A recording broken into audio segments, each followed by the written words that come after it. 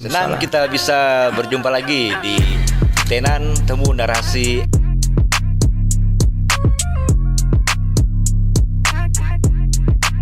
RRI Toli-Toli Buol dan Parigi Mautong. Bersama saya Jasmine. Kalau mereka tidak ditunjang dengan pendidikan, bagaimana dengan masa depan?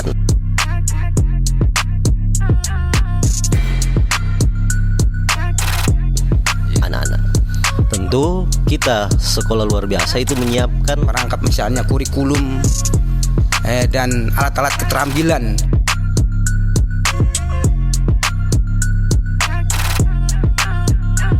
Didukung oleh guru-guru yang berlatar belakang khusus ya.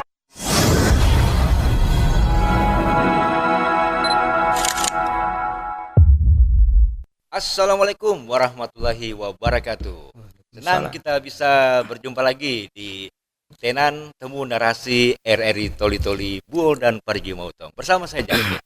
Nah, kalau kemarin-kemarin kita membahas tentang berbagai aspek, berbagai bidang, masuk sosial, budaya, ekonomi. Kali ini saya coba ajak pendengar podcast, pemirsa Temu Narasi RRI membahas seputar melangkah bersama ke arah baru bagi disabilitas. Nah, kita tahu melangkah bersama merupakan arah baru disabilitas adalah tentang menciptakan lingkungan yang inklusif dan mendukung bagi penyandang disabilitas. Nah, pemirsa podcast Temu Narasi ini melibatkan berbagai aspek seperti pendidikan, kesehatan, ekonomi, dan sosial. Memang dalam beberapa tahun terakhir ini, ya kita telah melihat ada kemajuan yang signifikan dalam meningkatkan kesadaran dan pemahaman tentang disabilitas. Namun kita tidak bisa menampik juga bahwa masih banyak yang perlu dilakukan untuk menciptakan bagaimana lingkungan yang benar-benar inklusif dan mendukung bagi penyandang disabilitas.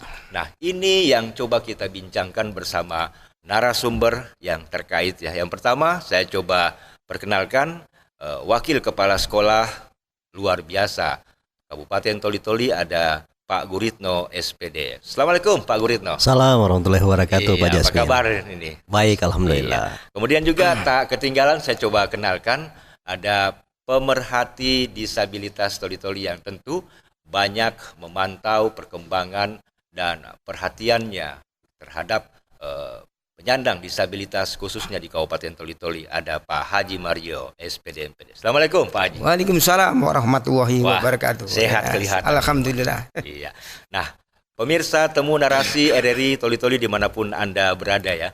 Langsung saja kita membahas tentang membangun arah baru bagi disabilitas. Saya ke yang saat ini lagi memang fokus-fokusnya untuk mengajar saudara-saudara kita, khususnya adik-adik kita yang ada di sekolah luar biasa di Kabupaten Toli-Toli. Ada Mas Guritno. Saya panggil aja ya Mas. Ya, siap. Baik, Mas, kalau bicara tentang membangun arah baru bagi disabilitas di sekolah luar biasa, kan ini tengah fokus-fokusnya untuk bagaimana bisa mengembangkan adik-adik kita yang menyandang status disabilitas di sana agar mereka paham juga tentang arah kemajuan yang lebih baik begitu ke depannya. Nah, mungkin Mas Guritno bisa menjelaskan tentang seperti apa sebenarnya konsep melangkah bersama arah baru disabilitas. Silakan. Oke, siap. Terima kasih Pak Jasmine. Kalau kita di SLB untuk saat ini kita fokus itu pendidikan, karena untuk arah baru ini, untuk tujuan mereka ini fokus dasar pertamanya itu adalah pendidikan. Nah, kalau mereka tidak ditunjang dengan pendidikan, bagaimana dengan masa depan anak-anak? Tentu kita sekolah luar biasa itu menyiapkan segala macam upaya, baik dari segi kurikulum, sarana prasarana, penyiapan keterampilan, dan lain sebagainya. Untuk saat ini fokusnya itu dulu. Oke. Lalu bagaimana Anda melihat peran tenaga pengajar dalam menciptakan lingkungan belajar yang inklusif bagi siswa disabilitas yang ada di sekolah luar biasa? Sejauh ini alhamdulillah minggu kemarin itu kita kedatangan tenaga pendidik kurang lebih 7 orang lagi tambahan P3K, dan saat ini SLB itu sudah sangat luar biasa tenaga pendidik yang ditunjang dari berbagai aspek, terutama disiplin ilmu dari tenaga pengajar yang saat ini. Dan kalau yang kemarin mungkin masih beberapa yang punya keterampilan atau disiplin ilmu berkebutuhan khusus. Kalau saat ini kita sudah punya autis, tenaga pengajar, kita sudah punya spesialis rungu. Tapi seperti yang Anda jelaskan tadi bahwa ada ketambahan pengajar di sana. Ya. Apakah mereka itu basicnya memiliki kompetensi memang terhadap hal seperti itu? Memang disiplin ilmu mereka itu latar belakangnya adalah yang masuk baru-baru ini itu yang pertama ada yang punya latar belakang rungu, kemudian punya latar belakang keterampilan mengajar itu di autis, kemudian ada netra, itu sudah luar biasa. Akhirnya kami untuk saat ini itu sangat terbantukan dengan adanya guru yang baru itu. Oke. Ya, baik, saya ke Pak Haji Mario ya. Pak Haji, kalau bicara tentang melangkah ke arah yang baru bagi disabilitas, kalau dari kacamata pemerhati disabilitas, apa yang bisa Anda pahami tentang topik yang kita bicarakan ya saat ini, yaitu konsep melangkah bersama arah baru disabilitas, seperti apa? Silakan. Ya, terima kasih.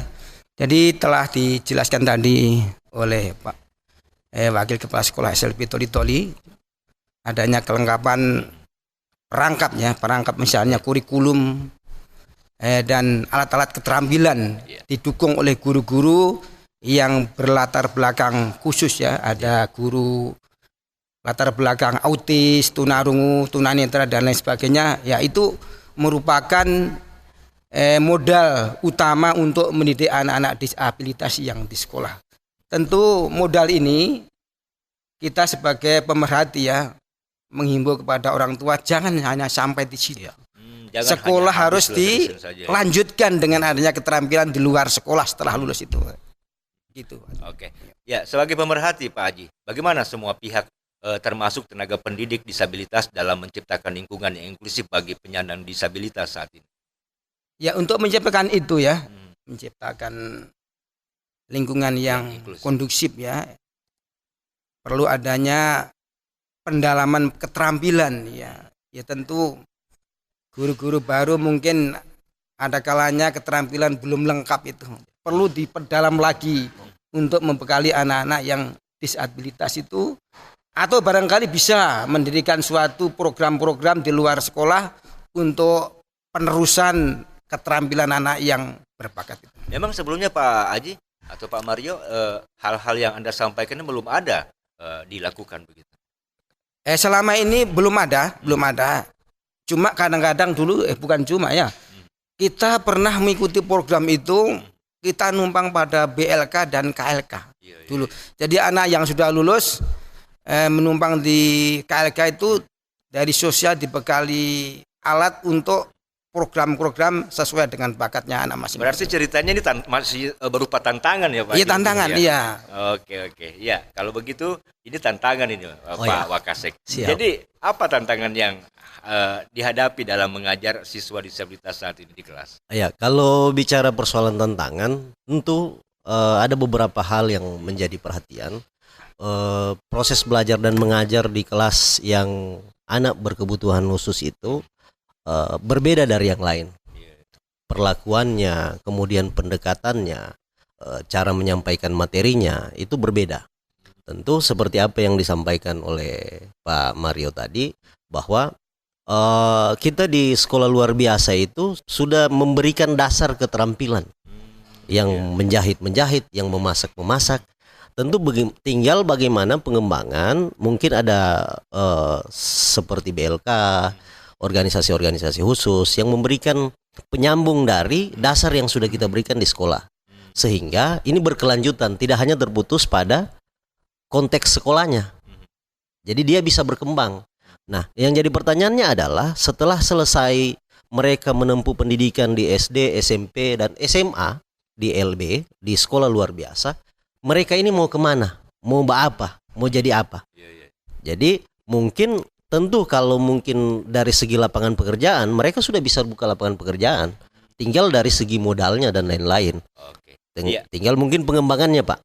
Pengembangannya ke hal-hal yang lebih baik lagi. Ya, Mas Guritno, kalau bicara tentang topik kita saat ini melangkah ke arah yang baru bagi disabilitas. Sebenarnya kalau menurut Mas Guritno selaku wakil kepala sekolah luar biasa di Toli-Toli, apa yang membuat hal seperti ini harus terjadi perubahan? Artinya perlu dilakukan perubahan dalam pendekatan terhadap disabilitas. Ya. Kalau bicara persoalan arah baru, ini berkaitan dengan anak-anak disabilitas, ini tentu sangat penting. Karena begini, dasarnya adalah mereka ini sama dengan kita. Kita harus memperlakukan mereka itu kurang lebih sama dengan kita. Maksudnya mereka ini butuh diakui oleh publik, butuh dimengerti oleh publik. Itu yang kita bangun. Sehingga pada saat mereka bekerja itu sudah tidak ada pemisahan, tidak ada pengucilan. Artinya yang ingin Anda sampaikan bahwa ketika di luar terjadi perubahan, siswa-siswi SLBN juga harus mengalami perubahan ketika selesai di sekolah, terjun ke lapangan tidak mengalami kesulitan. Iya, tidak mengalami kesulitan. Sudah siap. Perubahan. Sudah siap dengan tantangan-tantangan ke depan, baik itu lapangan pekerjaan dan lain sebagainya. Oke, saya ke pemerhati nih, Pak Mario. Nah, apa tantangan yang dihadapi oleh penyandang disabilitas dalam kehidupan sehari-hari? Apalagi ketika seperti Mas Guritno sampaikan tadi, ketika terjadi perubahan bagi siswa-siswi yang ada di luar sekolah luar biasa, ketika selesai, tantangan apa saja yang biasanya dialami ketika mereka sudah selesai di sekolah? Iya, jadi anak-anak yang lulus dari SLB yaitu SMA ini tentu sudah dibekali semacam akademik, keterampilan, nilai dan sikap. Ketiga ini tidak boleh dipisahkan. Jadi untuk berbicara tentang tantangan ini tantangan tentu harus ada masyarakat mengakui betul-betul anak terampil apa yang dibutuhkan masyarakat. Kadang-kadang kan cuma ijazah itu kadang-kadang modal yang belum tentu kita pahami, tentu tidak menjadi kebutuhan masyarakat, tentu adanya lanjutan semacam keterampilan yang dibutuhkan di masyarakat sehingga anak-anak betul-betul memahami apa sebenarnya itu kehidupan disabilitas di masyarakat. Tapi Pak Haji, kalau kita melihat di lapangan setelah siswa-siswi ini lulus selesai di sekolah, kita pikir bukan hanya tantangan saja, bahkan kita tidak bisa menampilkan. Stigma ini akan terus terjadi di lingkungan masyarakat. Nah, bagaimana mengatasi stigma dan diskriminasi terhadap penyandang disabilitas? Ya, untuk mengatasi tentu adanya kelanjutan program program yang dibutuhkan masyarakat anak itu sendiri. Kalau program ini berjalan sebagaimana mestinya, tentu anak kita bina sesuai dengan bakat dan apa yang dimiliki keterampilan pada anak tersebut sesuai bakatnya. Oke. Ya, baik pemirsa Temu Narasi RRI dimanapun Anda berada, terima kasih masih bersama kami di Temu Narasi Podcast RRI. Masih kita bicarakan hal yang begitu penting untuk bagaimana dalam kehidupan sehari-hari kita juga care, peduli terhadap saudara-saudara kita bagi penyandang disabilitas untuk terus menghadirkan ruang inklusi, kesetaraan yang ada di tengah-tengah masyarakat. Kita masih membahas, melangkah ke arah yang baru bagi saudara-saudara kita penyandang disabilitas. Ya, saya kembali ke Wakil Kepala Sekolah SLB Toli-Toli, Mas Guritno ya. Nah, Mas, kalau bicara tentang topik kita hari ini, sebenarnya ada banyak hal yang perlu mendasari perubahan itu sendiri. Nah, strategi apa sebenarnya yang digunakan untuk meningkatkan aksesibilitas dan inklusivitas dalam proses belajar mengajar? Ya, silakan.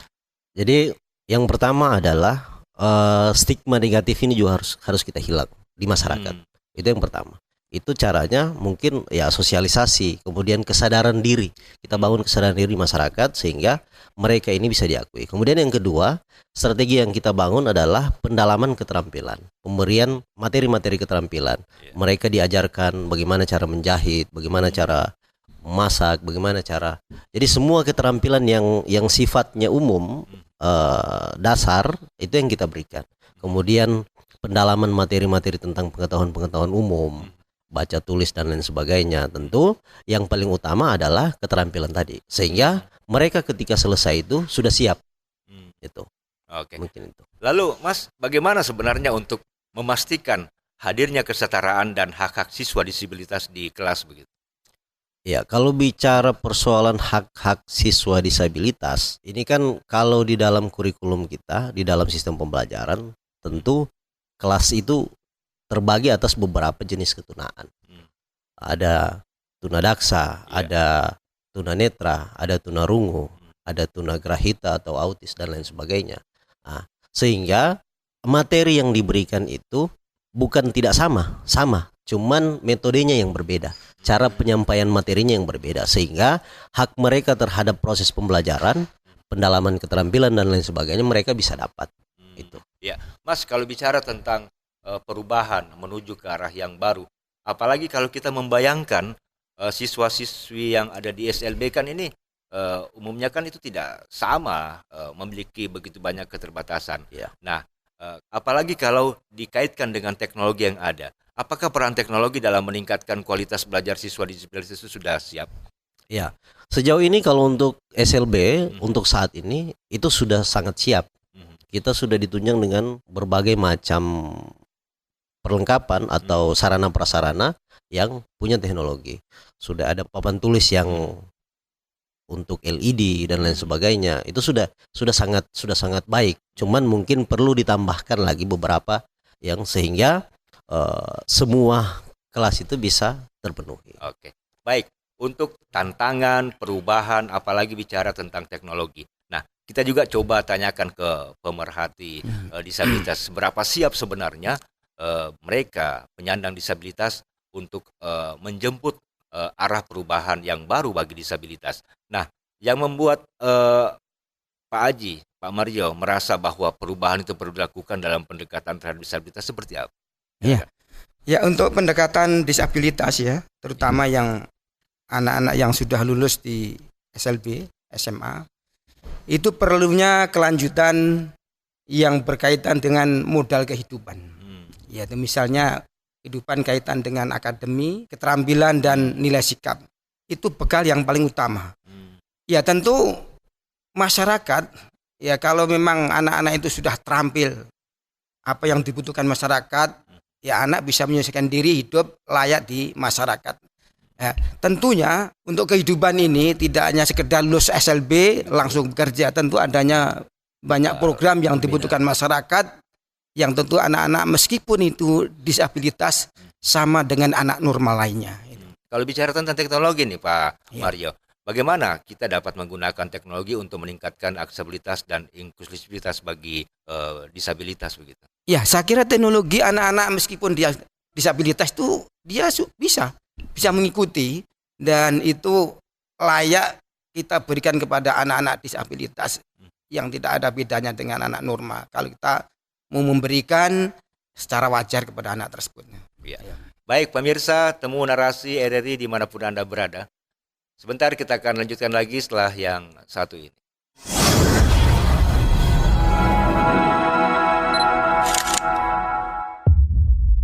Pemirsa, temu narasi podcast RRI Toli-Toli dimanapun berada. Kita lanjutkan lagi kebersamaan kita di kesempatan ini.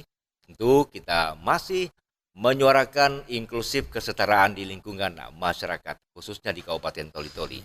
Kita masih bicara tentang melangkah ke arah yang baru bagi siswi disabilitas. Ya, masih bersama dengan narasumber saya dari Sekolah Luar Biasa Pak Guritno ya, dan juga dari pemerhati disabilitas Pak Haji Mario.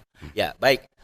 Tadi kita sudah begitu banyak mengulas tentang bekal, tantangan, serta penggunaan teknologi dari penyandang disabilitas. Tentu kita juga tidak bisa mengabaikan di luar ketika mereka sudah selesai, butuh pendampingan, butuh yang namanya kemitraan.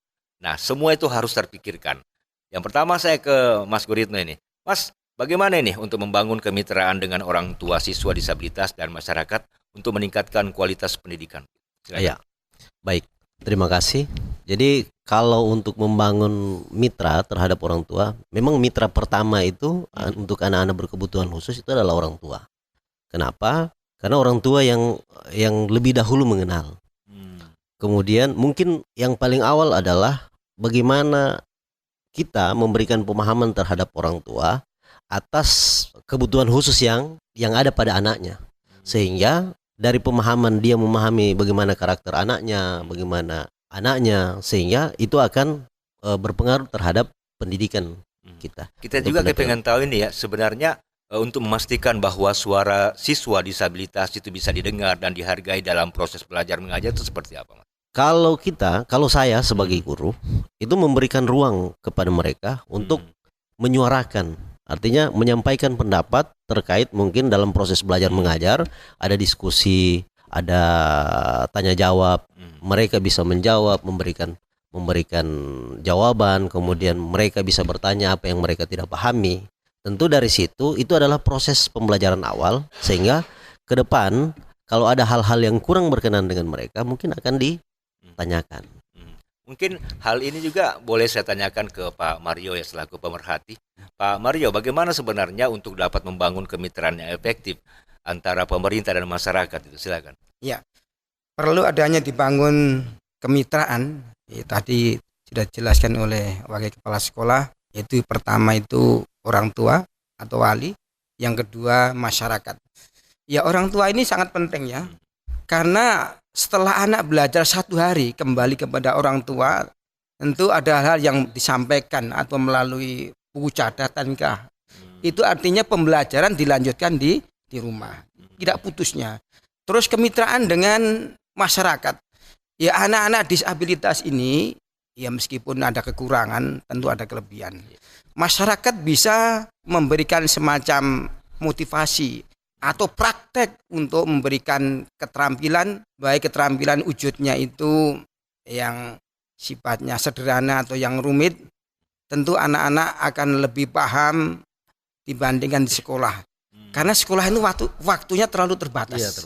Sehingga perlu dilanjutkan oleh masyarakat yang mungkin mengadakan keterampilan-keterampilan yang berkaitan dengan modal hidup kepada anak-anak disabilitas yang ada. Dari kacamata, dari perspektif pemerhati nih Pak Mario, sebenarnya apa yang perlu dilakukan untuk meningkatkan kesadaran dan edukasi masyarakat tentang disabilitas? Ya perlunya banyak sosialisasi antara sekolah dengan orang tua dengan masyarakat. Saya perhatikan itu misalnya begini, ada keluarga itu punya anak 5, 1 disabilitas. Kadang-kadang orang tua itu menganggap bahwa yang 1 ini kurang bermanfaat di keluarga, kadang acuh tak acuh, sehingga tidak diperhatikan kebutuhan berkaitan dengan jasmani maupun rohaninya. Inilah perlu adanya sosialisasi untuk menghargai anak-anak yang disabilitas, disamaratakan dengan anak yang normal. Iya, baik. Terima kasih pendengar, pemirsa Temu Narasi RRI dimanapun Anda berada. Kita masih terus membahas topik tentang melangkah ke arah yang baru bagi penyandang disabilitas. Dan saya kembali ke Pak Wakasek ya, Pak Guritno. Ya.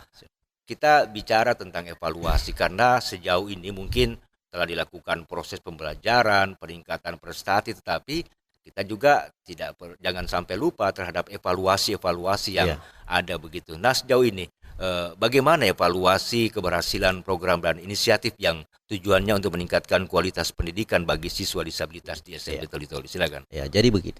Kalau terkait persoalan evaluasi, sejauh ini proses pembelajaran itu berjalan seyogyanya sebagaimana mestinya. Cuman ada beberapa hal yang menjadi tantangan kami juga di sekolah terkait itu. Yang pertama adalah kehadiran siswa. Nah, karena kehadiran siswa ini sangat berpengaruh terhadap efektivitasnya proses pembelajaran. Kita mau mengajar, yang ada siswa hanya datang 1 atau 2. Mungkin setelah dicek itu ada beberapa mungkin karena kesibukan orang tua yang tidak sempat mengantar dan lain sebagainya. Itu yang menjadi tantangan kita. Sehingga kalau bicara persoalan solusi, sebenarnya solusi konkretnya itu adalah penyediaan sarana prasarana untuk bus anak disabilitas, penjemputan, sehingga orang tua tidak lagi disibukkan dengan hal itu. Yang ketiga adalah sekolah luar biasa untuk Kabupaten Toli-Toli ini hanya ada 1, Pak. Sehingga yang hanya punya kesempatan untuk bersekolah di SLB, anak-anak yang berkebutuhan khusus itu hanya anak-anak yang berada di lingkungan kota, perkotaan. Di pedesaan itu bahkan mungkin di kecamatan Dampal Selatan, Dampal Utara dan lain sebagainya di ujung sana. Apalagi mereka tersandra dengan ekonomi begitu. Tersandra dengan ekonomi itu yang tidak bisa sama sekali melanjutkan sekolah. Bahkan kami jalan-jalan ke sana, justru ada banyak anak-anak yang berkebutuhan khusus juga. Anak banyak anak istimewa. Sebenarnya evaluasi ini bukan hanya dari pihak sekolah Iya, SLB saja begitu bukan ya. hanya. Pemerintah daerah juga Pemerintah punya daerah peran. juga. Ya, selain itu Mas Guritno. Nah, untuk melihat perkembangan siswa-siswi disabilitas yang ada di SLB Toli-Toli, tentu untuk melangkah ke arah yang baru ini kan dibutuhkan sebuah indikator begitu. Nah, indikator yang dilakukan saat ini untuk menjawab tantangan yang ada di luar itu seperti apa? Kalau bicara persoalan indikator, tantangannya terkait persoalan indikator yang kami hadapi, itu yang pertama itu tadi terkait persoalan perhatian pemerintah, kemudian perhatian orang tua, kemudian perhatian masyarakat. Masyarakat juga perlu memperhatikan, Pak, karena dalam setiap lingkungan ini adalah pengaruh utama dalam hal itu tadi. Saya ke Pak Mario ya. Pak Mario, sebenarnya apa yang perlu dilakukan oleh pemerintah daerah untuk menjawab tantangan arah yang baru bagi penyandang disabilitas kita, khususnya di Toli-Toli? Ya, tantangan yang kita hadapi dalam rangka arah maju penyandang disabilitas ini, pemerintah harusnya mempunyai perhatian yang khusus kepada anak-anak ini. Yaitu adanya perhatian yang berkaitan dengan dana ya. Ini memang sangat penting dana itu. Iya. Yang kedua, tenaga yang ada di SLB itu mungkin ada kekurangan. Tadi saya dengar katanya baru tunanetra, autis dan tunagrahita. Karena tuna ini bukannya 1 2. Ada 7. Yaitu tunanetra, tunarungu wicara, tunagrahita, tunadaksa, tunalaras, autis dan tunaganda. Ini perlu perlengkapan tenaga untuk pembelajaran di SLB, karena pembelajaran ini tanpa ada kelengkapan para jurusan guru itu tentu tidak akan berjalan dengan lancar. Itu masalah tenaga dan biaya. Ya, SLB ini ya merupakan sekolah bagi anak disabilitas. Tentu tidak semudah apa yang kita katakan seperti sekolah-sekolah normal. Ya, tentu adanya pembinaan khusus ya. Secara berkala kepada guru-guru, termasuk orang tua. Karena orang tua ini kadang dikatakan bahwa kadang orang tua sibuk tidak sempat mengantar anak-anaknya ke sekolah. Tentu makanya sekarang kan zaman modern ya, teknologi. Tentu ada HP. Setiap tidak masuk tentu guru harus kontak kepada orang tua. Yang kedua, anak-anak yang di luar kota Toli-Toli tidak sempat mengikuti pendidikan di SLB. Sekarang kan ada inklusi. Anak-anak tidak boleh ditolak untuk sekolah di umum. Ya, seperti SMA, SMP, SD harus diterima. Yang tentu harus ada kesepakatan apabila ada permasalahan harus menghubungi kepada pihak SLB. Ada kesulitan, sesuatu hal yang berkaitan kesulitan tentu harus minta informasi kepada SLB ini. Karena sebagai sentralnya SLB ini. Ya, kalau berbicara tentang kolaborasi, Pak Mario, sebenarnya bagaimana dapat bekerja sama untuk meningkatkan kualitas hidup penyandang disabilitas ke depannya? Ya, kualitasnya penyandang disabilitas ini kolaborasinya tentu harus kita bina secara rutin ya. Secara rutin antara sekolah, orang tua, masyarakat maupun pemerintah. Ya, selama ini terbina tapi kurang begitu maksimal. Kita harus selalu mengingatkan, terutama sekolah itu selalu membuat gebrakan-gebrakan atau surat-surat yang ditembuskan kepada pemerintah, kepada orang tua maupun masyarakat. Iya, baik. Pemirsa Temu Narasi RRI Toli-Toli dimanapun Anda berada, tak terasa kita sudah sampai di penghujung podcast kesempatan ini.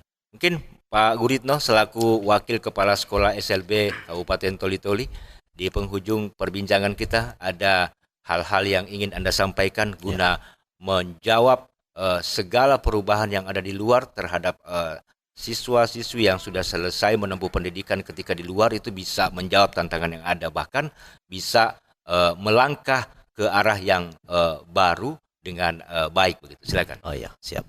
Terima kasih. Kalau untuk saat ini kita punya lulusan-lulusan itu, ada beberapa lulusan itu yang saat ini sudah jadi pegawai negeri ASN di beberapa instansi. ada yang tunadaksa, kemudian ada yang tunawicara, itu sudah ada beberapa. Kemudian kalau persoalan keterampilan pengembangan ke depan untuk anak-anakku atau untuk teman-teman yang disabilitas, jangan berkecil hati, karena kembangkan keterampilan dan kemampuan apa yang Anda miliki. Jadi jangan hanya berfokus atau putus pada satu hal. Kembangkan apa yang menjadi keterampilan, sehingga ke depan bisa menunjang untuk keberlanjutan. Baik, Pak Mario, mungkin terakhir penekanan yang perlu Anda sampaikan kepada pemerintah daerah dan juga pihak tenaga pengajar yang ada di SLB Toli-Toli. Silakan. Untuk melangkah bersama untuk arah baru penyandang disabilitas itu, saya sarankan kepada pemerintah, orang tua, masyarakat maupun guru, marilah kita bekerja sama untuk meningkatkan taraf hidup kepada penyandang disabilitas, khususnya di Toli-Toli ini. Saya perhatikan masih kurang ya kesadaran masyarakat maupun orang tua. Banyak anak-anak di luar sana yang belum sekolah. Mari kita sekolahkan ke sekolah umum sebagai sekolah inklusi maupun di SLB untuk mengangkat taraf hidup kepada disabilitas yang ada di Toli-Toli ini. Baik, pemirsa Temu Narasi Podcast RRI Toli-Toli, kita tahu bahwa melangkah bersama ke arah yang baru bagi disabilitas bukanlah hanya tentang menciptakan lingkungan yang inklusif, tetapi juga tentang bagaimana menciptakan masyarakat yang lebih adil dan setara bagi semua orang. Untuk itu, mari kita melangkah bersama untuk menciptakan perubahan yang positif dan meningkatkan kualitas hidup bagi saudara-saudara kita penyandang disabilitas.